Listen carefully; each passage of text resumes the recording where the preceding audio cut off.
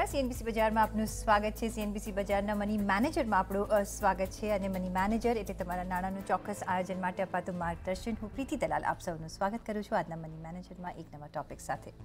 Money મેનેજરમાં આજે આપણે વાત કરીશું ફંડના પાસ પરફોર્મન્સ વિશે। સારા ફંડના રિટર્ન ખરાબ ફંડના રિટર્નની સરખામણીમાં એ પણ કરીશું। તો મની મેનેજરમાં અમે તમને રોકાણના નવા વિકલ્પો અંગે સતત જણાવતા હોઈએ છીએ કે રોકાણ સતત અને લાંબા ગાળા માટે થવું જોઈએ અને આ જ વાતને વધુ સરસ રીતે સમજાવવાની કોશિશ આજે આપણે કરીશું। આજે આપણે પાછલા 5 થી 10 વર્ષના સારા અને ખરાબ ફંડના પરફોર્મન્સના અભ્યાસ કરીશું અને તારણ કાઢવાની કોશિશ કરીશું કે કઈ રીતે રોકાણ મેળવી શકે છે મહત્તમ લાભ। તો આ ચર્ચામાં આપણી સાથે જોડાયા છે full circle financial planners and એડવાઇઝર્સના Kalpesh certified financial planner Kalpesh Ashar. કલ્પેશજી સ્વાગત છે આપનું આજના શોમાં અને આજે એક આપણે ઇન્ટરેસ્ટિંગ એનાલિસિસ કરવાના છે અને એ છે રિટર્ન્સ મ્યુચ્યુઅલ ફંડનું આપણે કઈ રીતે રિટર્ન્સ મળતું હોય છે કારણ કે આપણે મ્યુચ્યુઅલ ફંડમાં રોકાણ કરી દેતા હોઈએ છીએ પણ એ પણ સમજવું જરૂરી હોતું હોય છે કે ભાઈ over the period of time કઈ રીતના રિટર્ન્સ આપણને મળતા હોય છે। તો મ્યુચ્યુઅલ ફંડમાં ઓફકોર્સ આપણે જોઈ રહ્યા છીએ કે ઇક્વિટી પાર્ટમાં ઘણું બધું આપણે ઇન્વેસ્ટમેન્ટ આવતા જોઈ રહ્યા છીએ પણ જ્યારે આપણે એક સિલેક્ટ કરતા હોઈએ છીએ કે કઈ કેટેગરીમાં કરવું, શું એસઆઈપી કરવું, લમસમ કરવું, કઈ રીતે આપણને મેક્સિમમ ફાયદો મળી શકે છે એ જ્યારે એક અસમંજસ હોતી હોય છે। પણ તમે તમારું ઓફકોર્સ તમે તો એડવાઇઝર છો, તમારું શું માનવું છે કે જ્યારે રોકાણ કરતો હોય છે તો શું જોઈને પહેલાં રોકાણ કરતા હોઈએ છીએ કારણ કે આપણે મ્યુચ્યુઅલ ફંડમાં જ્યારે રોકાણ કરવાતા હોય છે ત્યારે આપણે એક ઓફકોર્સ કેટલા સ્ટાર છે એ જોતા હોઈએ છીએ કે આ મ્યુચ્યુઅલ ફંડને કેટલા સ્ટાર મળેલા છે, કઈ રીતની એની એનએવી છે, શું પરિબળોથી આપણે રોકાણ કરવા માટે આપણે સ્ટ્રેટેજી વાપરતા હોય છે investors generally. Thank you Preeti for having me on the show અહીંયા આજે। અને આજે આપણે ટોપિક આજે જે ડિસ્કસ કરવાના છીએ એ બહુ જ એક ઇન્ટરેસ્ટિંગ ટોપિક છે અને આમ તો લોકોને લાગતું હોય છે કે જનરલી મ્યુચ્યુઅલ ફંડ્સમાં જ્યારે આપણે રોકાણ કરીએ છીએ ત્યારે એની સૌથી મોટી જે ડેફિનેશન હોય છે અને જે મોટી ચીજ આપણે જોતા હોઈએ છીએ એ છે returns, but that is not the complete truth. એ આપણે કહીએ કે પૂર્ણ સત્ય નથી હોતું કેમ કે રિટર્ન્સની સાથે એની જે એક આપણે કહીએ કે બીજો પહેલું હોય છે એ છે એનું રિસ્ક। અને આજે આપણે જે પોઈન્ટ પર વાત કરવાના છે એ ફક્ત સ્ટેન્ડ અલોન રિટર્ન્સની વાત કરવાના છે। એટલે આ જે આખો પ્રોગ્રામનો કોન્ટેક્સ્ટ છે આપણે ના તો ક્વોલિટી ઓફ જે ફંડ હાઉસ છે કે જેને એએમસી કહેવાય એ જોવાના છીએ કે રિટર્ન વિથ રિસ્ક એડજસ્ટેડ એ જોવાના છીએ ઓર ઇવન ફંડ મેનેજર કોણ છે એ જોવાના છીએ। હાલાકી આ બધા જે પેરામીટર્સ મેં વાત કરી એ બહુ જ ઇમ્પોર્ટન્ટ છે જોવાના, એનું ટોટલ એક્સપેન્સ રેશિયો। બટ જે મૂળ કારણ છે જેના માટે આજે આપણે એક થોડું વધારે રિસર્ચ કરવાની કોશિશ કરી છે કે returns of mutual funds over એક લાંબા ગાળામાં કે 5 થી 10 વર્ષના ગાળામાં આપણે ઓલવેઝ કહેતા આવ્યા છે, વર્ષોથી કહેતા આવ્યા છીએ કે it is better to invest for the long term, લાંબા ગાળા માટે રોકાણ કરો। તો શું એ સત્ય છે? તો એ સત્ય કેટલું રિટર્ન્સમાં ટ્રાન્સલેટ થાય છે એના માટે આજે આપણે એનાલિસિસ અને રિસર્ચ કરી છે। બટ એનો મતલબ એ નથી કે રોકાણકારોએ એની સાથે રિસ્ક નહીં જોવાની કે જે બીજા મેં પેરામીટર્સ કીધા એ નહીં જોવાના, પણ આપણે એક એ રિસર્ચની આપણે શરૂઆત કરીએ તો ઓલવેઝ 5 to 10 years એક આઈડિયલ ટાઈમ ફ્રેમ હોય છે આપણે મૂડી ભેગો કરવાનું અને આપણી મૂડી વધારવાની, આપણી કોર્પસ વધારવાની અને આપણા લોંગ ટર્મ ફાઇનાન્શિયલ ગોલ્સને હાસિલ કરવાની। તો એના માટે મેં થોડા એક ફંડ્સની એક આખી કેટેગરી પર રિસર્ચ કરી અને જે એના આપણે કહીએ કે જે રિઝલ્ટ્સ આવ્યા છે એ આપણે આપણી સમક્ષ આજે જોઈશું। તો સૌથી પહેલા તમે જોવા જાઓ તો જે લાર્જ કેપ કેટેગરી છે જેમાં કહેવાય છે કે ઇક્વિટી ફંડ્સમાં સૌથી safe category amongst the risky equity funds, એમાં તમે જોવા જાઓ તો જે 5 વર્ષનું જે રોકાણ છે એમાં તમે રિટર્ન જુઓ તો લગભગ 15.31 પર યરનું રિટર્ન્સ છે અને 10 યર પીરિયડમાં તમે જોવા જાઓ તો એનું રિટર્ન્સ છે 18.83 અને એ જ કેટેગરીમાં પ્રીતિ તમે જોવા જાઓ તો 5 વર્ષમાં વર્સ્ટ રિટર્ન્સ જે સૌથી ખરાબ રિટર્ન્સ છે એ છે અરાઉન્ડ 8.5 અને જે 10 યર કેટેગરીમાં છે એ છે લગભગ 10%। હવે એનો મૂળભૂત આપણે એનું જે નિષ્કર્ષ કરીએ તો એ છે કે ટોપ પરફોર્મિંગ અને જે વર્સ્ટ પરફોર્મિંગ છે એમાં લોકો પોતાની રિસર્ચ કરે કે દુર્ભાગ્યે કોઈ કે એને ખોટું ફંડ પણ રેકમેન્ડ કરી દીધું હોય, એ લોકોને ના ગોલ્સ હોય, બસ મ્યુચ્યુઅલ ફંડના નામ પર એ લોકોએ આ રોકાણ કર્યું હોય, તોય પણ તમે જોવા જાઓ તો આ રિટર્ન જે છે આ રેન્જમાં તમને મળી જાય છે. અને એમાં બીજી વસ્તુ, આ આપણે ખાસ જે રિસર્ચ કરી છે એમાં ઓન પર્પઝ આપણે ફંડના નામ નથી લેવાના, આપણે ફક્ત રિટર્ન્સથી આમાં મતલબ રાખવાનો છે. તો લાર્જ કેપમાં તમે આ જોયું કે એક કેટેગરીનું એક બ્રોડ રિટર્ન્સ તમને મળે છે. Even do it yourself investor હોય કે પછી સલાહકાર સાથે જે રોકાણ કરતા હોય, એક બ્રોડ રેન્જમાં લાર્જ કેપમાં આટલા રિટર્ન્સ એમને ઓલરેડી જોયા છે over the past 5 to 10 years. એના પછી તમે જુઓ તો ફ્લેક્સી કેપ કેટેગરી, જેમાં એક ડ્યુરેબિલિટી મળે છે કે તમને large cap, mid cap, small કેપમાં એક ફંડ મેનેજરના ચોઇસ પ્રમાણે તમે રિટર્ન મળી શકે છે અને એનું સિલેક્શન થતું હોય છે. તો એમાં પણ તમે 5 વર્ષની જે કેટેગરી જુઓ તો બેસ્ટ પરફોર્મિંગમાં તમને 20% જેટલું રિટર્ન છે અને 10 yearsમાં 18% જેટલું રિટર્ન છે. અને વર્સ્ટ કેટેગરીમાં, એમાં ફ્લેક્સી કેપ કેટેગરીમાં તમે જોવા જાઓ તો અરાઉન્ડ 6.58 જેટલું રિટર્ન છે અને 10 yearsમાં 10% છે. Again the broad range, large cap હોય કે હવે આજે આપણે વાત કરીએ છીએ ફ્લેક્સી કેપ, એ છે લગભગ તમે જોવા જાઓ તો 7 to 8% થી 20%ની રેન્જમાં. અને આના ઘણા બધા ઉદાહરણો અને આપણે એનેક્ડોટ્સ આપણે પછી શેર કરશું આગળ જતા. તો આમ જોવા જઈએ તો કલ્પેશભાઈ, જે આપણે આ બે દાખલા લીધા, એક તો ફ્લેક્સી કેપ ફંડ અને લાર્જ કેપ ફંડ્સની જે વાત કરીએ, સપોઝ આપણે સપોઝ વર્સ્ટનો સિનારીઓ લઈએ, કારણ કે બેસ્ટ પરફોર્મિંગ તો આપણે જોયું છે કે કેટલા રિટર્ન્સ આપે છે, પણ વર્સ્ટમાં પણ we are not that worse off. કારણ કે આમ જોવા જઈએ તો સપોઝ આપણે સિમ્પલ એફડીની સાથે જો આપણે સરખામણી કરવી હોય તો પણ એક ગુડ રિટર્ન્સ મળી આવે છે 5 વર્ષમાં, અને મે બી ઓછું પણ 10 વર્ષમાં તો એક સારું આપણને રિટર્ન મળી આવતું હોય છે. આ ફિગર્સ બતાવી રહ્યા છે. એક્ઝેક્ટલી. પણ રિટર્ન્સ પ્રમાણે જોવા જાઓ તો ઓપ્ટિકલી તમે જુઓ તો 100% આ એફડીને બીટ કરે છે, બટ પ્રેક્ટિકલી તમે જોવા જાઓ તો ફાઇનાન્શિયલ પ્લાનિંગની દ્રષ્ટિએ આપણે એસેટ એલોકેશન પણ કરવું જરૂરી છે કે તમારા ફિક્સ્ડ ઇન્કમ કે એફડીઝમાં તમારા કયા ગોલ્સ માટે, તમારી લિક્વિડિટી માટે, તમારા કન્ટિન્જન્સી ફંડ માટે તમે પૈસા મૂકો છો, એ અતિ આવશ્યક છે. અને એ રિટર્ન્સ તમે એ જ કારણસર તમે જુઓ કે તમને ઓછા મળવાના છે, બટ તમારું ગોલ અને ધ્યેય તમને મીટ થાય છે.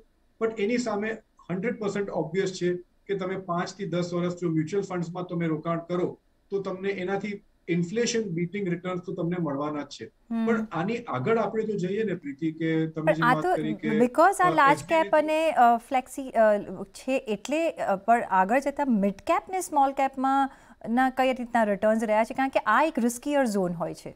Absolutely that was the point હું વાત કરવાનો હતો કે લાર્જ અને ફ્લેક્સીમાં તો થોડીક પણ રિસ્ક એ લોકો ઓછી હોય છે એમાં, પણ મિડ અને સ્મોલ કેપ કેટેગરીઝમાં જે આપણે વાત કરીએ કે એક લોન્જિવિટી, કે એક લાંબો સમયગાળો તમે જ્યારે ઇન્વેસ્ટ કરો છો તો એના રિટર્ન્સ આપણી સમક્ષ આવે કે 5 વર્ષમાં તમે જો મિડ કેપના રિટર્ન્સ જો તો પર યર, અને આ જે રિટર્ન્સ છે હું ખાસ રિપીટ કરવા માંગીશ કે CAGR છે, એટલે કમ્પાઉન્ડેડ એન્યુઅલાઇઝ્ડ ગ્રોથ રેટ છે, વાર્ષિક રિટર્ન્સ છે ઓવર ધીસ પીરિયડ. તો 5 વર્ષનું રિટર્ન છે અરાઉન્ડ 21.65 રિટર્ન્સ, અને જે 10 વર્ષનું રિટર્ન છે 20% છે. અને જે વર્સ્ટ પરફોર્મિંગ છે એમાં પણ 8.77, અને અભૂતપૂર્વ વાત છે 10 વર્ષમાં રિટર્ન્સ વર્સ્ટ પરફોર્મિંગ ફંડમાં પ્રીતિ તમે જુઓ તો 16% જેટલા રિટર્ન્સ છે. આ મિડ કેપ થઈ ગયું. અને એનાથી આગળ તમે જુઓ જે હાજી હાયર કેટેગરી છે સ્મોલ કેપની, તો એમાં પણ તમે રિટર્ન્સ જો તમે જોવા જાઓ તો જે 5 યરનું જે એક ટાઈમ ફ્રેમ છે એમાં તમને લગભગ 23% નું CAGR આવે છે, અને 10 yearsમાં તમારું CAGR આવે છે 25%. અને વર્સ્ટ પરફોર્મિંગમાં કેમ કે હાઈ રિસ્ક હાઈ રિટર્ન્સ જે છે એમાં 7% નું રિટર્ન છે, 7.3 નું અપ્રોક્સિમેટલી, અને જે વર્સ્ટ પરફોર્મિંગ છે એમાં લગભગ તમે જોવા જાઓ તો 15.8%. તો આમ સાંભળવામાં તો એકદમ આશ્ચર્યજનક વાત લાગે, but that is the fact. અને કહેવાનો મતલબ એ છે કે આપણે ઘણીવાર રાહ જોઈને બેઠા હોઈએ છીએ કે આપણે ટાઈમિંગ કરશું કે માર્કેટ ક્યારે પડશે ત્યારે હું રોકાણ કરીશ, આજે નાની અમાઉન્ટ છે મારી પાસે તો રોકાણ ન કરું તો શું થાય. તો એ બધા જે પ્રશ્નો આવે છે, ધ પોઈન્ટ હિયર ઇઝ જો તમે 5 થી 10 વર્ષના સમયગાળામાં એક મ્યુચ્યુઅલ ફંડમાં ઇન્વેસ્ટ કરો છો તો તમને એક એવરેજ, જે ઓલરેડી મેં કીધું છે કે એક average returns anything between 7% to 20% ના રિટર્ન્સ, બટ આ સમયગાળો સાચવવો બહુ જરૂરી છે. તો એમાં તમને ઓલવેઝ એક પોઈન્ટ ધ્યાન રાખવું જ પડે છે. અને જે point which you raised Preeti, pertinent point છે, although any apple to apple સરખામણી ન થઈ શકે. It is not a proper comparison to compare fixed deposits with mutual funds. But any આગળ જે કેટેગરી છે હાઇબ્રિડ કેટેગરી, જેમાં ડેટ અને ઇક્વિટીનું એક મિક્સ હોય છે, એના રિટર્ન્સ પણ તમે જુઓ તો લોકો જે અચકાતા હોય વધારે રિસ્ક લેવા માટે મ્યુચ્યુઅલ ફંડ્સમાં, અને હજી એમનું એક વલણ જે છે એ ફિક્સ્ડ ઇન્કમમાં હોય, તો એ લોકો માટે પણ જે હાઇબ્રિડ કેટેગરીઝમાં ઇન્વેસ્ટમેન્ટ છે, ધેટ ઇઝ ઓલ્સો ગિવિંગ ધેમ મોર દેન એફડીઝ. જી, તો ઓફકોર્સ એક બેનિફિટ આપણે જ્યારે ઘણા બધા શોઝ કર્યા છે અને કલ્પેશભાઈ આપણે કહ્યું છે કે લોંગ ટર્મ ઇન્વેસ્ટેડ માર્કેટમાં રહેવાથી તમને કઈ રીતે મલ્ટીપ્લાઇંગ ઇફેક્ટ જોવા મળતી હોય છે અને કઈ રીતે આપણે એનો એડવાન્ટેજ લઈ શકીએ છીએ આ વર્સ્ટ પરફોર્મિંગ રિટર્ન્સમાં પણ, અને ઓફકોર્સ બેસ્ટ પરફોર્મિંગ મ્યુચ્યુઅલ ફંડના રિટર્નમાં તો આપણે ફાયદો છે. પણ જ્યારે આપણે આ એનોલોજી કરી રહ્યા છે તો તમે કેવા શું માંગો છો? શું આપણે એક સ્ટાર રેટિંગ ન જોવું જોઈએ જ્યારે પણ આપણે મ્યુચ્યુઅલ ફંડમાં લાંબા સમય માટે રોકાણ માટે જ્યારે આપણે ઇન્વેસ્ટ કરતા હોઈએ છીએ, પછી એ લમસમ હોય કે એસઆઈપી હોય, તો શું જોવું જોઈએ? કારણ કે આપણે પાસ્ટ પરફોર્મન્સ યુઝ્યુઅલી આપણે ઓફકોર્સ જોતા હોય છે, કયું એએમસી હાઉસ છે આપણે જોતા હોઈએ છીએ, સાથે એનએવી શું છે એ જોતા હોઈએ છીએ એન્ટર થવા માટે. તો કયા પોઈન્ટ્સ પર આપણે વધારે નજર રાખવી જોઈએ જ્યારે આપણે ઇન્વેસ્ટમેન્ટ કરતા હોઈએ છીએ ત્યારે? નહીં પ્રીતિ, યુ આર એબ્સોલ્યુટલી રાઈટ કે આમાં કયા પોઈન્ટ્સ પર આપણે નજર રાખવી જોઈએ એ તો બહુ જ અગત્યનું છે. અને જે આ રિસર્ચ કરવાનું મેઇન ઉદ્દેશ્ય એ છે કે ઘણા લોકો સ્ટાર રેટિંગ્સને જોઈને ઇન્વેસ્ટ કરતા હોય છે. ઘણા એક બાયસ હોય છે એમને કે મારે આ ફંડ હાઉસમાં જ ઇન્વેસ્ટ કરવું છે, અને એ બધી જે એક મનની આપણે કહીએ કે ભ્રમ હોય કે મિથ હોય, ક્યારેક ને ક્યારેક ખોટી પડતી હોય છે. બટ એ છતાંય તમે જોવા જાઓ તો એ લોકો અગર મિસ્ટેક પણ કરી છે, મૂળ ઉદ્દેશ કહેવાનો એ છે કે જો એ લોકો એક લોન્જેવિટીથી એ ફંડમાં રોકાણ કર્યું છે અને એ લોકો પોતાના લોંગ ટર્મ ગોલ્સ માટે એ લોકોએ રોકાણ કર્યું છે, તો એ લોકોને આટલા રિટર્ન્સ તો મળે જ છે. હવે એની ઉપરાંત જે લોકોને એક સલાહકારની હેલ્પ ન લીધી હોય કે ફોર વોટ એવર રીઝન, કે સારો સલાહકાર ન મળ્યો હોય, કે ઈગો હોય, કે એમને જરૂર ન લાગી હોય, એ લોકોને પણ તમે જોવા જાઓ તો if the long term goals are to be met, એ લોકોને ડબલ ડિજિટ રિટર્ન જેટલા તો લગભગ મળી જ જાય છે. અને એમાં તમે એક બીજી વાત જુઓ કે આપણે જોયું છે કે ઘણા લોકો ઓલવેઝ હાયર રિટર્ન્સ ચેસ કરવા માટે હાયર રિસ્ક લેતા હોય છે. એ લોકોને ખબર નથી હોતી, તો અનનોઈંગલી એ લોકો સ્મોલ અને મિડ કેપ્સમાં રોકાણ કરી બેસતા હોય છે. આ પેલી એક મિથ હું બ્રેક કરવા માંગુ છું. હવે એ લોકો મિડ અને સ્મોલ કેપમાં રોકાણ કરે છે અને જોવે છે કે ઓલ ઓફ અ સડન જ્યારે માર્કેટ્સ પડે છે ત્યારે એમાં સૌથી વધારે ફોલ મિડ અને સ્મોલ કેપ્સમાં આવે છે, અને એ લોકો ગભરાઈને ત્યારે એમાંથી નીકળી જતા હોય છે. અને એ લોકોનો જે લોંગ ટર્મનો દાયરો જે લગભગ 10-15 વર્ષનું પકડીને રાખ્યો એ લોકો 1 થી 2 વર્ષમાં નીકળી જતા હોય છે.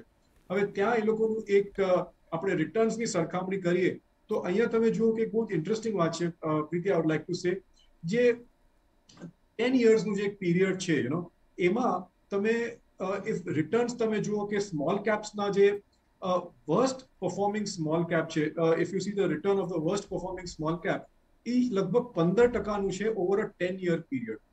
અને જે બેસ્ટ પરફોર્મિંગ લાર્જ કેપ છે ઓવર અ 10 યર પીરિયડ, હું કઈ સરખામણી કરું છું એ રિપીટ કરું છું, worst performing small cap versus best performing large cap over 10 year period, એ બંનેનો તફાવત જે છે ફક્ત 2 થી 3% જ સ્મોલ કેપમાં ઓછું છે. તો કહેવાનો મતલબ એ છે કે ત્યારે એક 10 વર્ષમાં તમને હાઈએસ્ટ રિસ્કમાં વર્સ્ટ પરફોર્મિંગ ફંડમાં તમારા લક એકદમ ખરાબ છે, તમને 15% આવે છે, અને બેસ્ટ પરફોર્મિંગ લાર્જ કેપમાં તમે બધી સાવચેતી રાખી છે, તમે લાર્જ કેપમાં ઇન્વેસ્ટ કર્યું છે, એમાં 2 થી 3% તમને વધારે આવે છે. બટ 15-18% આપણે ઓલવેઝ ગણીએ છીએ કે they are very very good returns.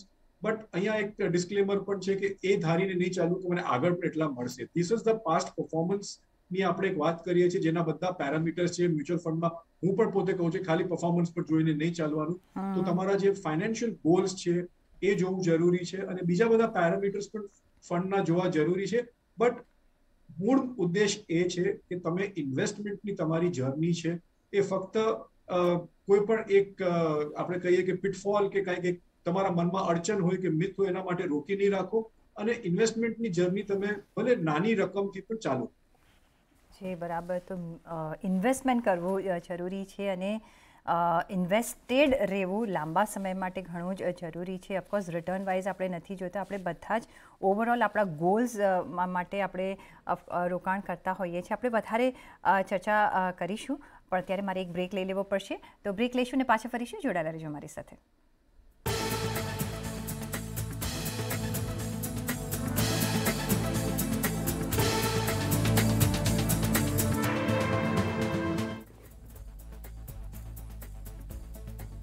Break પછી આપનું સ્વાગત છે, અને આપણે મ્યુચ્યુઅલ ફંડના રિટર્ન્સ વિશે આજે એક એનાલિસિસ કરી રહ્યા છે, ને આપણને એનાલિસિસ આપી રહ્યા છે Kalpesh Ashar.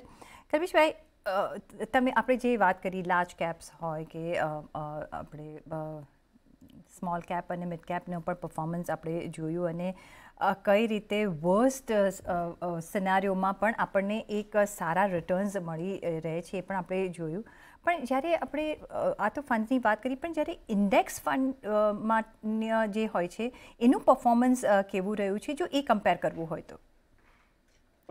Very good question પ્રીતિ. ઇનફેક્ટ આ ક્વેશ્ચનની હું રાહ જોઈ રહ્યો હતો, કેમ કે ઘણા લોકોને અને ઘણા આપણે ઓલરેડી પ્રિન્ટ મીડિયામાં અને બધે ઠેકાણે આ એક ડિબેટ ચાલુ રહી છે કે ઇન્ડેક્સ ફંડમાં રોકાણ કરવું કે એક્ટિવલી મેનેજ્ડ ફંડમાં રોકાણ કરવું.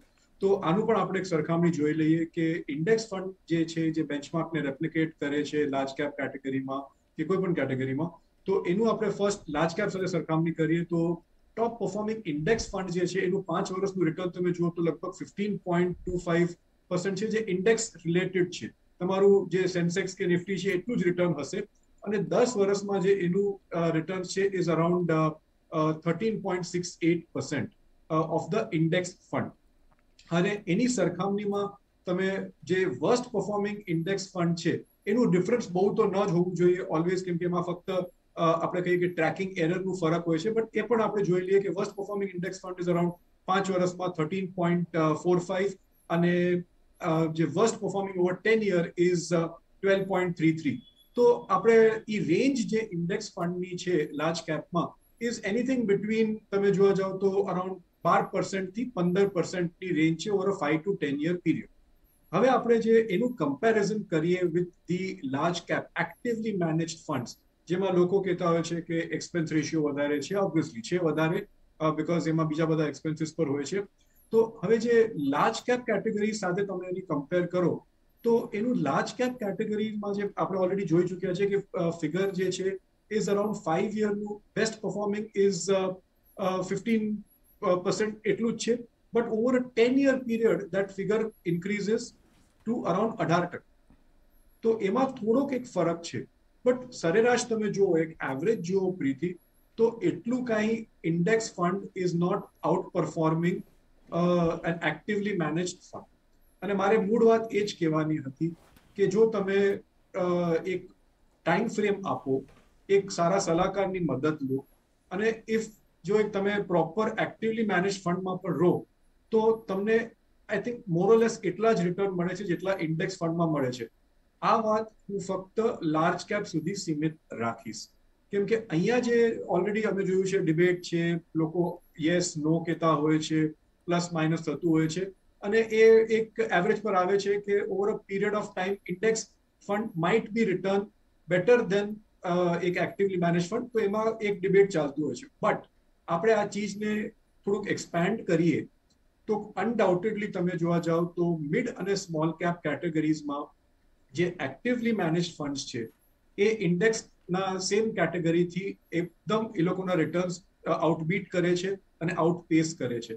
તો એઝ અ સ્ટ્રેટેજી, એક રણનીતિ જો જોવી હોય તમારા પોર્ટફોલિયોમાં, તો તમને લાર્જ કેપમાં જો રોકાણ કરવું હોય તો તમે 50% ઇન્ડેક્સ ફંડમાં રોકાણ કરી શકો લોંગ ટાઈમ ફ્રેમ માટે, અને 50% એક્ટિવલી મેનેજ લાર્જ કેપમાં કરી શકો.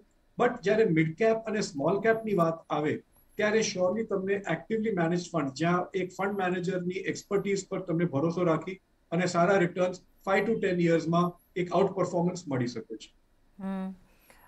પણ કલ્પેશભાઈ, આપણે જ્યારે વાત કરી કે બધા જ પરિબળો જોવા જોઈએ, ખાલી રિટર્ન્સ જોઈને આપણે રોકાણ ન કરવું જોઈએ, આપણા ગોલ્સ જોવા જોઈએ, આપણું જોવું જોઈએ કે કઈ રીતનું એસેટ એલોકેશન છે, કારણ કે એ પણ ડાયવર્સિફાઈડ રાખવું ઘણું જરૂરી હોતું હોય છે.